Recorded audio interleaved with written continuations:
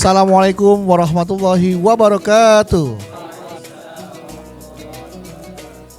Senang sekali saya Bedu kembali hadir menjumpai Anda jamaah dalam program kesayangan kita di Kurma Kultum Ramadan 2025 yang disiarkan dari perumahan Premium Residence Bali Tropical Premium Residence yang berlokasi di Bintaro, Depok, Ciledug dan Ciledug, yang mengusung konsep tema desain interior American Classic persembahan dari Rims Interior.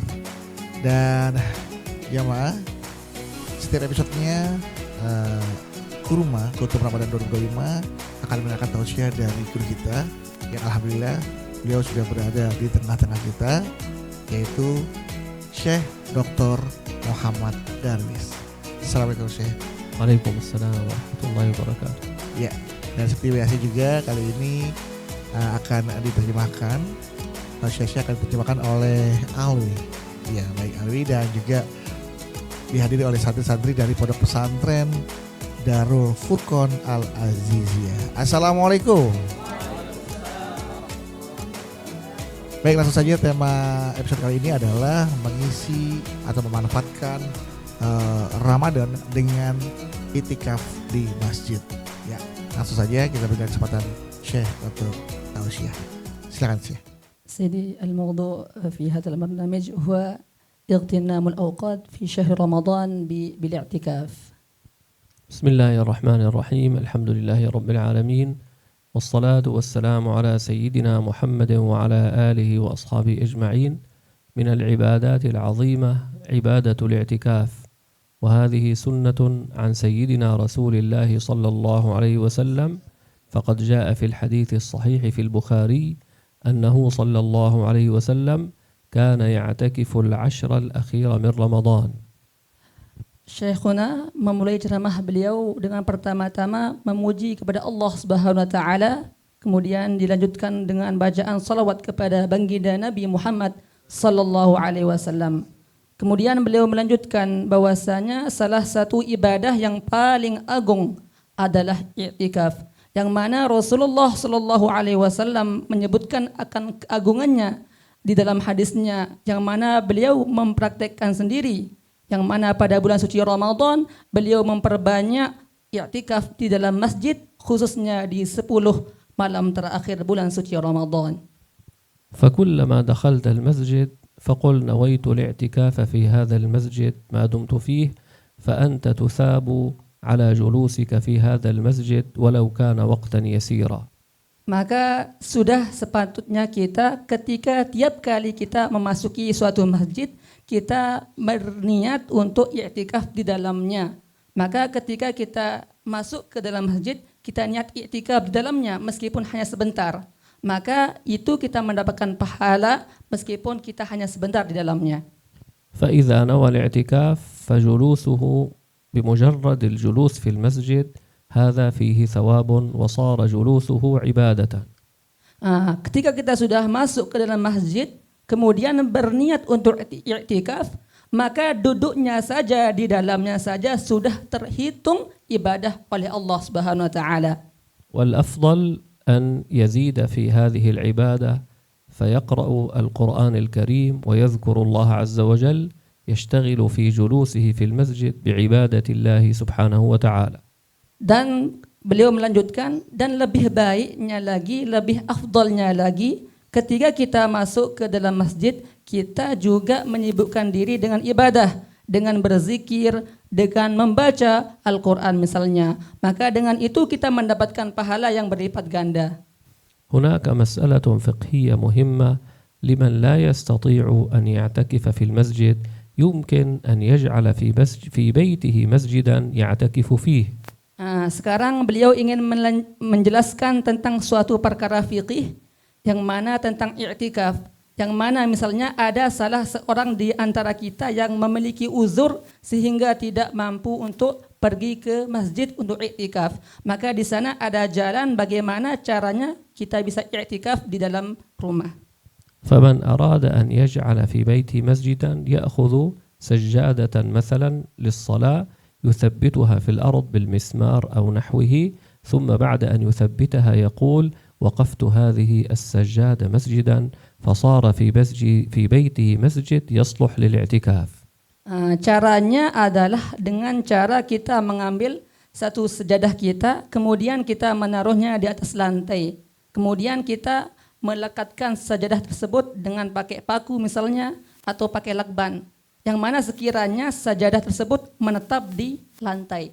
Maka ketika kita sudah menaruh sejadah tersebut, kita meniatkan untuk menjadikannya sebagai masjid.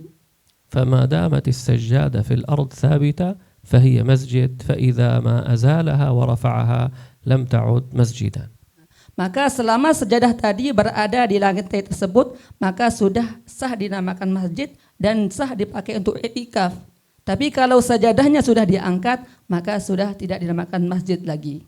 نسأل الله عز وجل أن يوفقنا لعبادة الاعتكاف ولكل طاعة مع القبول والحمد لله رب العالمين. Kita meminta kepada Allah Subhanahu wa taala agar semoga kita diberikan taufik untuk beriktikaf di bulan suci ini, dan semoga kita diberikan taufik juga untuk amal ibadah di bulan yang sangat mulia ini. Masya Allah. Boleh tepuk tangan untuk Syekh Jilan Ali.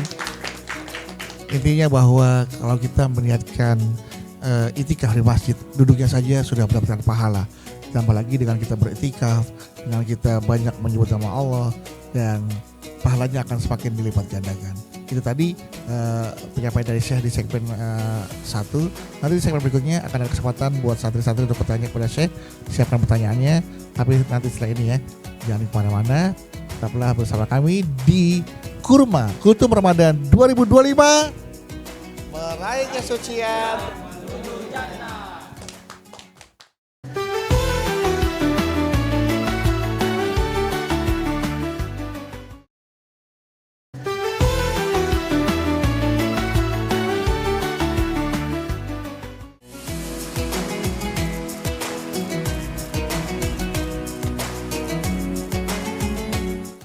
Alhamdulillah, terima kasih jamaah, Anda masih bersama kami di Kurma Kutum Ramadan 2025.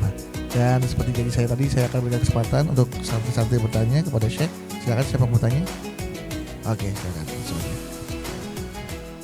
Assalamualaikum warahmatullahi wabarakatuh. Waalaikumsalam warahmatullahi wabarakatuh.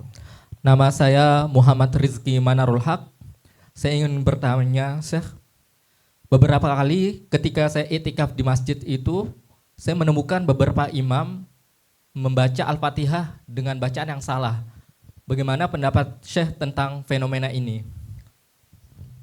سأل هذا الأخ حصل معه كثيرا عندما اعتكف في المسجد وجد الإمام قراءته غير صحيحة. ماذا رأيكم؟ بسم الله الرحمن الرحيم.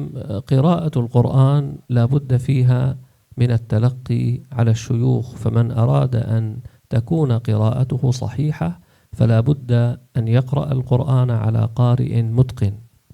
Membaca Al-Quran ini dengan cara yang benar itu caranya adalah harus talaqi, harus mengambil dari guru, dari syekh yang memang bacaannya bersambung kepada Rasulullah Sallallahu Alaihi Wasallam. Maka dengan cara itu, insya Allah bacaannya akan benar. لأن قراءة القرآن تختلف عن قراءة غيره من كتب اللغة العربية. Karena membaca Al-Quran ini caranya itu berbeda dengan membaca teks-teks bahasa Arab lainnya. فهناك أحكام التجويد التي فيها معرفة صفات الحروف ومخارج الحروف وغير ذلك. Dan di dalam bacaan Al-Quran itu ada ahkam-ahkam tajwid, hukum-hukum tajwid yang harus diperhatikan oleh pembacanya. وولدي يمان هنا يجلس معنا تلقى القرآن، جمع القراءة العشر الحمد لله، وسنسمع الآن منه قراءة الفاتحة كما تلقاها على شيخه.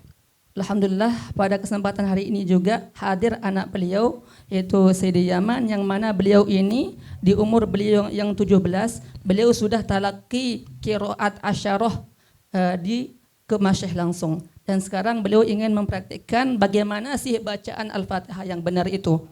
Tafadhal Sayyidi.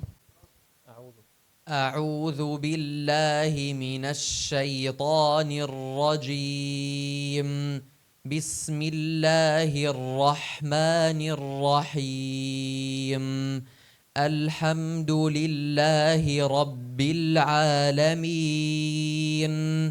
الرحمن الرحيم مالك يوم الدين إياك نعبد وإياك نستعين اهدنا الصراط المستقيم صراط الذين أنعمت عليهم غير المغضوب عليهم ولا الضالين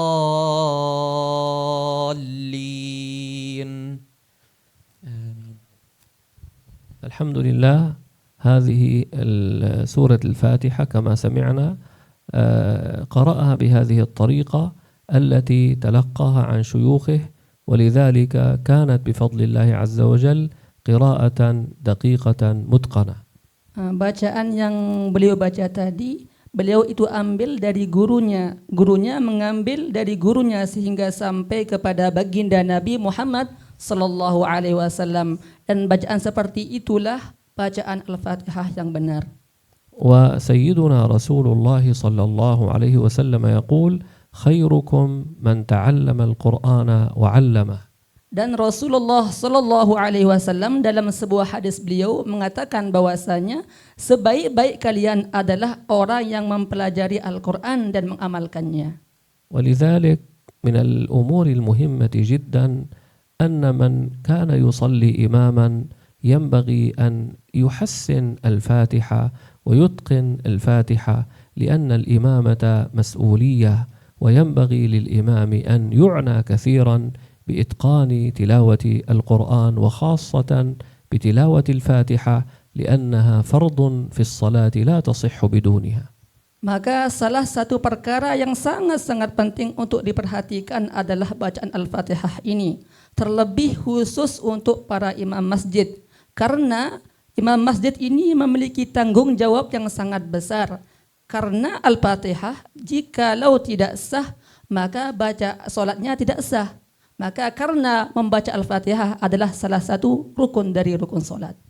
وأخيرا أحب أن أنصح نفسي والسامعين والمشاهدين بأن نعتني بتلاوة القرآن وبأولادنا وبحفظهم لكتاب الله عز وجل، ونسأل الله عز وجل أن يجعل أولادنا وأهلنا وأحبابنا من حفاظ القرآن ومتقنيه مع الإخلاص والقبول والحمد لله رب العالمين. Untuk menutupi tausiah beliau, beliau mewasiati kita semua agar semoga kita, ya keluarga kita, agar memperhatikan betul tentang Al-Quran ini, bagaimana kita menjadikannya wirid sehari-hari. Semoga Allah Subhanahu Wa Taala menjadikan kita, keluarga kita menjadi ahli Al-Quran, para penghafal Al-Quran.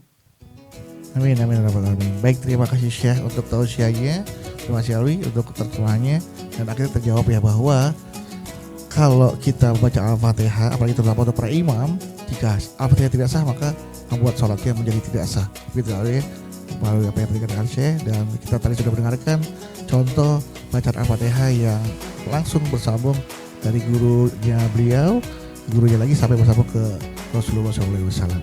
Baik, terima kasih telah menyaksikan Kurma Kutub Ramadan 2025. Terima kasih, insya Allah kita akan ketemu lagi. Kurma disiarkan dari Bali Tropika Premium Residence yang berlokasi di Bintaro, Depok, Cirende, dan juga Ciledug, yang mengusung konsep desain interior American Classic bersama dari Ritz Interior.